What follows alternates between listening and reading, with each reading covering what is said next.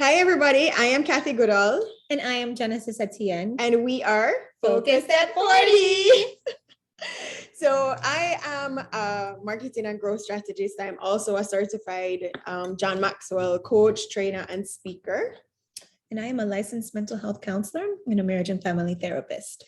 And today we want to talk a little bit about our family's influence on our intimate partner relationships. So I was talking. It's a loaded one, guys. Yeah.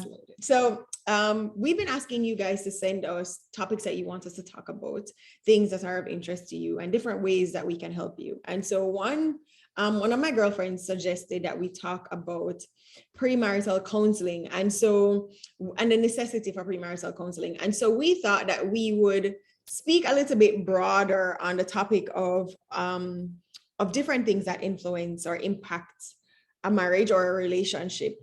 And so we wanted to first start with how our families affect our intimate partner relationships.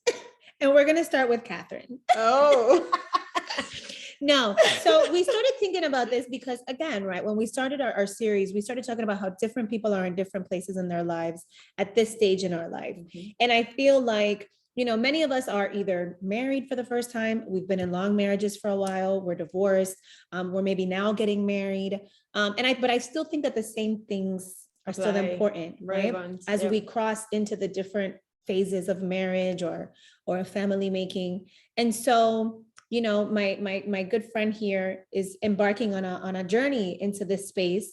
And I'm curious about how do you think that your own family has influenced how you see your relationship, how you see relationships in general? So I think coming from a very strong Jamaican family, very strong culturally Jamaican family, there are just some norms that we grew up with, you know. We've never had a meal without my mother fixing my father's plate first. Absolutely. I had the same thing growing up. Right. My parents were not very affectionate people. I never really saw them show affection to each other or to us, really. And so I think naturally I was never an affectionate person. The way I think our families affect the way that we interact with each other. I think, we get to see the way our parents interact with each other, the way that they interact with us as children, which also impacts the way that we care for our children. And I think because it took me so long to get into this space of thinking about my own family, it's helped me to become a lot more self-aware. And I think our families can help us to do one of two things, right? Either we assimilate and become just like them, or if we are more self-aware, we get to identify the things that we don't want to carry into our existing relationships. Right, we get to kind of get those out of there. Pull back. Mm-hmm. And so my therapist actually gave me a premarital questionnaire to look at purely for my own benefit, to see if there's anything, if I'm thinking about getting into a serious relationship or getting married, if there are any red flags that would come up for me so that I can work on them before I get into a relationship with somebody else or commit to spending the rest of my life or a meaningful relationship with somebody else. And so I was going through that questionnaire the other day, and it was crazy to me because the very, very first section of the questionnaire was about our family and how that impacts you as an individual and how that will impact your relationship. And so today we wanted to talk about a few of those topics that relate to our family and how it impacted us. So how do you think, Jen? I mean, you were married. How did your family and your upbringing impact the relationship that you had with your husband? Well, I think that, so the first place that we learn love, that we learn what a relationship looks like, where we learn safety, where we learn our roles, right? All of those things, we learn those growing up. Those are our first messages. Mm-hmm. So if they're absolutely going to influence how you relate and how you grow up, and schemas about yourself and things about yourself, you know? So how did my parents Well, your family has different influences on the marriage. So it's literally like developmental things, like things that I grew up listening and seeing and doing and watching that I was able to extract and use or not use, right? And then there was also the support that comes while you're, going through the marriage, while you're becoming one with another person. How much of a role does your family play into that as well? Yeah. You're in a really good position because your family is so supportive. And so definitely, it's But you talk about support. There's support and there's support, right? Because my family is very supportive, and I will not take that they're away. great that way. But sometimes there's opinions that are given that you really don't even want. Well, with great power, right? I mean, comes great responsibility. if your parents if you guys have put your parents in a position to be supportive and to be a part of your life and to help you raise children and to help you do your marriage and to help you, then a part of that comes necessarily with an opinion. You know what I mean? Yep. There is poverty and freedom, right? Because you may not need the help, but you also don't get the opinion. You also don't get the support. So, I think those opinions come at a great cost. and a cost that's, I think, payable. I will be honest. I think that every relationship really needs a supportive family. Should have a supportive family, and family doesn't have to be your birth parents. It just means a support structure.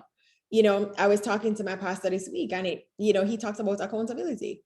And so who are you accountable to in your relationships? If I feel like I'm doing something wrong, or if I'm having a challenge that I am having a problem processing, who do I go to that I know is going to, one, hold me accountable, and two, tell me the truth? I've said, in my own personal life, I have a board of directors, and I always talk about that my board of directors. But I think that marriages also need that, I think you need strong parental figures to turn to. I think you need other married couples to turn to, friends who have been there. I think that we live in a time and in a culture where we give up on things. We ghost our marriage, the same way that, we give up on things much easier because we have a lot less tolerance, we have a lot less patience, and we have a lot more options. Let's be honest. You know what I mean? So when we talk about the support that our parents or our families give us, I think it's also important to understand that we need to create boundaries, right? So it's great to accept support, and we need the support, but we also have to know what we want, what type of support we want. So for example, I have siblings that have kids, and one set, my parents are a lot more involved in raising because they're physically in the same space, and another, they are not, because they're physically not in the same space. Right. But the level of interaction that the grandparents have with one is very different from the level of interaction that they have with the other. And it's because every single day I contribute to helping to raise your child, as opposed to I'm still kind of parenting when I come to visit. Exactly. And so it's managing the boundaries around, for example, I used to get beaten as a child, right? It's crazy beaten.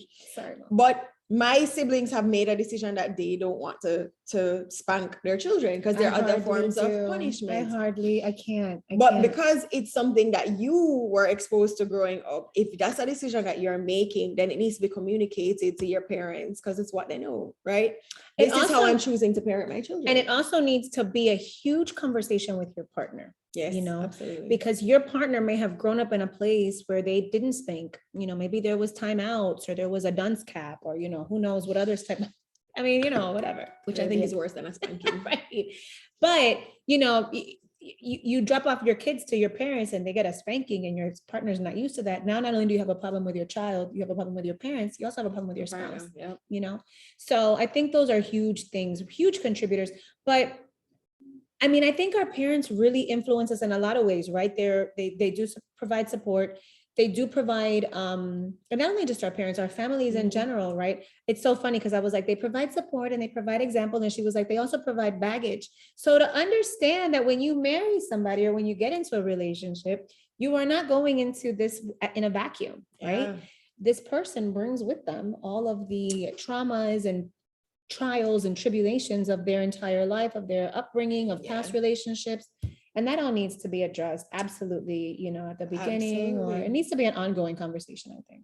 Yeah, because the truth of the matter is, you talk about how we were raised and we talk about the way that things impact us. I think it wasn't until later on in my life I appreciated the way that my father shows love. So he grew up with his grandmother, basically. And for him, in his mind, I put a roof over your head, I give you a good education, and provide for you, and that's enough. I think that men before really did, it was the primary way that they saw themselves, because men couldn't, right? They couldn't emote the way that women, and they didn't have that maternal expectation. Yeah. So men have been asked to do that. And I think that, I'm hoping that we're raising different boys in this generation. I don't want to raise a bunch of punks, but I also want to raise a child that has the vocabulary, that has the place to be able to be sad or to be disappointed or to not feel that they're carrying the world on their shoulders with nothing to nobody to say thank you, and I don't know that men before had that. Yeah, but because I never received that kind of affection from my father, that translated into my relationships. And I think seeking affection or not wanting affection, both. And or experiencing the rejection of affection, which made me just not give it. Oh my God, then just cut off, right? And so it took a lot. I mean, again, therapy, processing, self-awareness helped me to get to a place where I realized I do like affection. I am an affectionate person. I mean, I probably am not a publicly affectionate person for the most part, but so I realized it was important to me that whoever my partner is, the person I want to end up with, I want to be able to be freely affectionate with that person. And so understanding where I had blocks in my life and what I really want helped me to be able to separate what baggage I was carrying from my family from what you can actually accomplish. Exactly, to what I want and what I can do. And what you can be okay saying that you want, maybe there was a point in your life where right out of rejection, ego, lack of insight or reflection, you couldn't say those things or you couldn't feel those things. And it's okay to feel that, I think something else that we learn from our families is how to fight. How do we deal with conflict? And the truth of the matter is, for me, what I have learned is that I want my home to be a place of peace. At any cost. At any cost. I am huge about peace at any cost, because you got to sleep good with yourself at night, man, and you got to be in a good space, So it's interesting. I grew up in a house where my mother argued a lot, and my mother was loud, and my mother was the lion. Yeah, she was a lion. She was an amazing lion, But my father, and my father was very chill, didn't say much. But, what he said at the end was law. Right. It was law, And I feel like while I don't necessarily have those roles now in my own life, I'm willing to have those rules again. I think that for a long time, I've had to kind of like be my own leader, and I've had to kind of like be my own support, and I've had to. But I kind of do want to like a partner that has the last word and that, I can work with. And because I think, I mean, those roles, I learned those roles from my parents, and I appreciate those roles. I want a man to be a man, and I want, I think we have strong personalities. And so, I mean, you're a leader in your everyday life. You don't want to have to be a leader at home too. At least I don't. No, I can be I want to be a co-driver, and I want to do all that. But I definitely want a man to be a man. I grew up in a house where my father was a man and we respected him. I didn't even become my mom's really good friend until after my dad passed away, because there was so many things that I had to respect her respecting him, right? So I couldn't tell her certain things because I knew that she would need to tell him, or there were so many things that I told her that she couldn't tell him because she was protecting me. There are all of these things and so many different dynamics, and I see it now as I'm trying to raise children and raising kids. One thing for me about conflict in particular that I acknowledge is that I also know that I need a partner that knows how to communicate, because I am not screaming and shouting. I'm not doing that. And that's something that I consciously have to decide not to do. I remember when my youngest brother came to spend some time with me in Jamaica for about 6 months. And one day he came home and I was spewing fire. And he said to me, "You call yourself a Christian? You think that God approves of the way that you speak to me?" Excuse me, excuse me. And it really made me pause though, because I realized that I had learned behavior that was innate and became a part of me because it's what I saw a lot of. And it made me stop to really think about, is this who I want to be? Is this how I want to respond to the people that I love? And I do find that when we get in conflict with the people that are closest to us, they are the ones that get the most venom. Absolutely. And so, we think about what are some of the practices that we have learned and the behaviors that we have acquired throughout our life that we carry over from our families that we don't want to carry over into our relationships. So I definitely that's hitting a note, because I was dating a guy last year, 2 years ago, and he grew up in a really loving home, right? Just lots of love, no anger. It didn't seem like an angry home, And so I would argue with him, and I unfortunately can like cut very deep. I don't mean to, but I can cut very deep. And he just would not fight, right? He just did not fight. He would sit there and listen the entire time. And I'm like, and I'm like, you don't have anything to say. He's like, how can I, how can I hurt you? How can I hurt you if I love you? I'm like, he said to me, how can I hurt you if I love you? How can you say all of these things to me and still say that you love me? Wow. And what it taught me, and I remember saying this to another family member, was that sometimes we teach people that in order to love us, that they're also allowed to hurt us. And wow, that's deep. I just got goosebumps. Listen to me, like we also, and that I never wanted to be in a relationship like that again, right? That relationship had a lot of beautiful parts of it, but it taught me that you don't want to hurt the people that you love, and that you don't want to teach people that you're allowed to be hurt to also be loved. Like that, those two things, they say to girls when we're when we're little kids, oh, well, if he punches you or if he pulls your hair, it's because he likes you. No, we don't want to teach girls that you're allowed to get hurt, right? In order to have feelings and emotions come through. And so it is something that I've worked on since then, that if I have such deep resentments or such feelings about, towards somebody, I need to work on that. Yeah. I need to work on that. That may not have anything to do with you at all, but I've been taught that that's how you so. Yeah. And, we talked about baggage earlier and learned behaviors. I mean, every time something happens, then you bring up all the 20, 30 million other things that happened before that to just throw some more jabs. It's like, forgiveness and release, How does this help me? How is this going to keep us happy? How is it going to keep us fruitful? How are we going to continue to get our needs met when we are in this place? My parents lived a very happy married life. I think I got a lot of beautiful things out of watching them. There's actually not a lot of things that I didn't want to bring into my marriage, that I saw from them. But it's definitely, I definitely learned my roles, and I definitely learned how, some other things that I didn't. And I think the last few years have also taught me how important family is, and how important a board of directors is, how important good friends are that you can talk to, because strong marriages are going to go through stuff, relationships are going to go through stuff.